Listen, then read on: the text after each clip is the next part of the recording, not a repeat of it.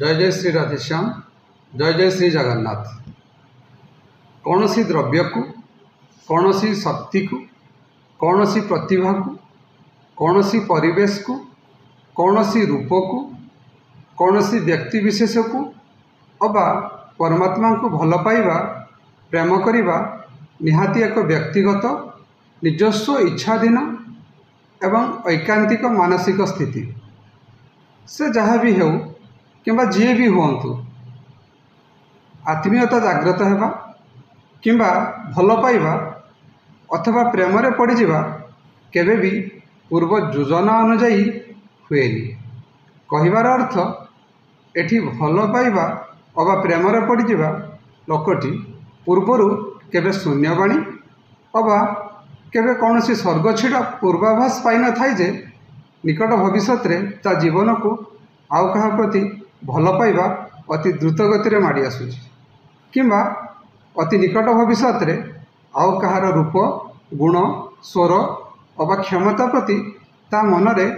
एते प्रेम भरी जीव जे से निजर दायित्व को हतादर करी अन्यर प्रेम रे निज जीवन को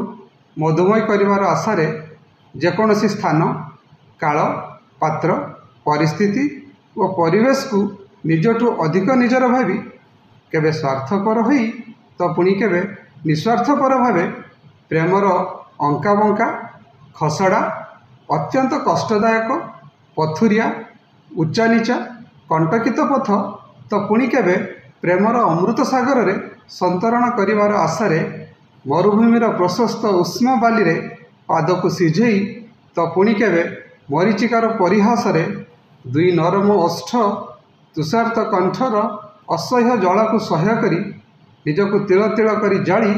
प्रेमर पथिक करी अन्यर प्रेम को निज प्रेम सहित एक वैचित्र्यमय संधि आकांक्षा आत्मविभोर होई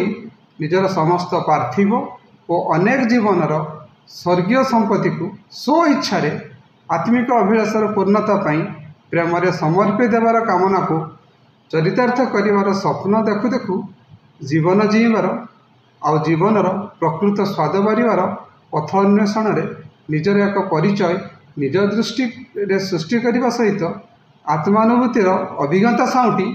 समाज रे भिन्न परिचय सृष्टि करिवा अनेकंक जीवन रे एक नियारा अनुभूति पलटि जाइछि आजिर समाज रे। धन्यवाद। जय जगन्नाथ।